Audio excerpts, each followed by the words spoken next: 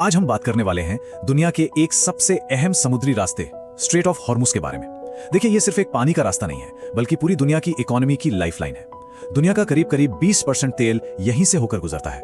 लेकिन आज यही रास्ता एक बहुत बड़े जियोपॉलिटिकल तनाव का सेंटर बन गया है। तो सवाल ये उठता है कि आखिर कैसे पानी का ये एक छोटा सा संकरा सा रास्ता पूरी दुनिया की अर्थव्यवस्था को हिला देने की ताकत रखता है। चलिए इसी सवाल का जवाब ढूंढते हैं। आज के इस विश्लेषण में हम क्या क्या देखने वाले हैं। सबसे पहले तो ये समझेंगे कि इसे ग्लोबल चोक पॉइंट क्यों कहते हैं। फिर यहाँ जो खतरनाक टकराव चल रहा है उसकी बात करेंगे, और हाँ, इस संघर्ष की आर्थिक कीमत क्या है उस पर भी नजर डालेंगे।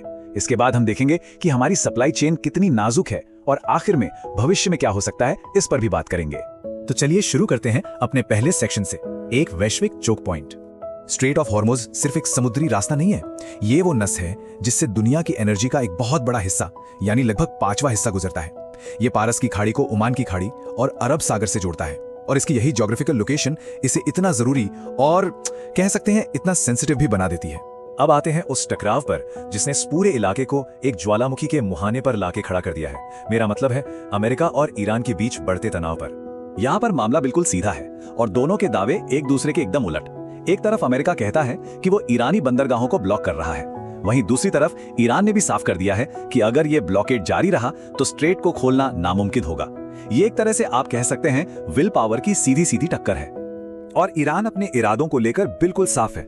वरिष्ठ राजनेता इब्राहिम अजीजी का ये बयान कि ईरान ही आवाजाही का अधिकार तय करेगा, इस बात को दिखाता है कि ईरान इस रास्ते पर अपनी पकड़ को लेकर कितना सीरियस है।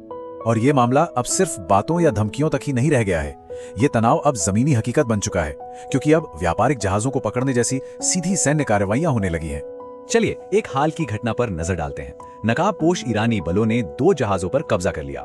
इसके ठीक बाद ईरानी मीडिया ने इसकी काफी ड्रामेटिक फुटेज भी जारी की। लेकिन यहाँ एक दिलचस्प मोड़ आता है। बीबीसी की जांच में कुछ ऐसे सवाल उठे हैं कि कहीं ये पूरा वीडियो ही स्टेज्ड, मतलब पहले से तैयार किया गया तो नहीं था। ये इंफॉर्मेशन वॉरफेयर का एक परफेक्ट उदाहरण है। तो चलिए अब बात करते हैं कि इस पूरे टकराव की कीमत कौन चुका रहा है और इसका पूरी दुनिया के बाजारों पर क्या असर पड़ रहा है। जब से ये संघर्ष शुरू हुआ है, मतलब 28 फरवरी से, एनर्जी मार्केट्स में जबरदस्त उथल-पुथल मची हुई है। इस तरह की अस्थिरता का सीधा असर दुनिया भर में एनर्जी की कीमतों पर पड़ता है और इसे हर कोई महसूस करता है। और इसका असर आप जानते हैं एक चेन रिएक्शन की तरह होता है। कच्चे तेल के दाम बढ़े तो जेट फ्यूल महंगा हो गया। इसका सीधा बोझ एयरलाइंस पर पड़ा, जिन्होंने टिकट के दाम बढ़ा दिए, और कुछ मामलों में तो यूके जैसी जगहों के लिए उड़ानें भी रद्द होने लगी हैं। मतलब ये संघर्ष सीधे सीधे आम लोगों की जेब और उनके ट्रैवल प्लान्स पर असर डाल रहा है। ये तो हुई फौरन असर की बात, लेकिन अब जरा उन लंबे समय के खतरों को समझते हैं जो इंटरनेशनल बिजनेस और हम सब लोगों के लिए पैदा हो गए हैं। ये कोई 1-2 हफ्ते की बात नहीं है। सरकारी अधिकारियों का मानना है कि जो बढ़ी हुई कीमतें हैं और सप्लाई में दिक्कतें हैं, ये करीब 8 महीने तक चल सकती हैं। ये आंकड़ा दिखाता है कि ये संकट कितना गंभीर है और इसका असर कितना लंबा चलने वाला है। तो जाहिर है सरकारें और बड़ी कंपनियां इस खतरे को हल्के में नहीं ले रही हैं।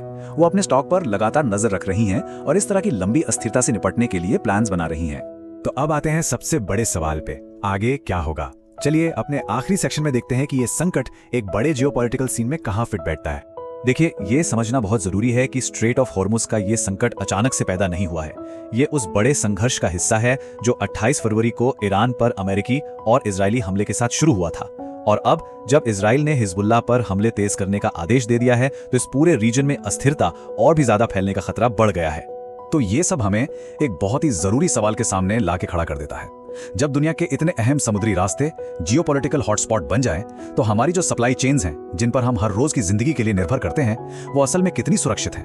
अगर आप ईरान इजराइल की स्थिति के बारे में और भी जानकारी चाहते हैं तो और अपडेट्स के लिए हमारे चैनल को सब्सक्राइब करना ना भूलें, और हाँ, उस बेल बटन को भी जरूर दबा दें ताकि आपको सारे अपडेट्स मिलते रहें। धन्यवाद।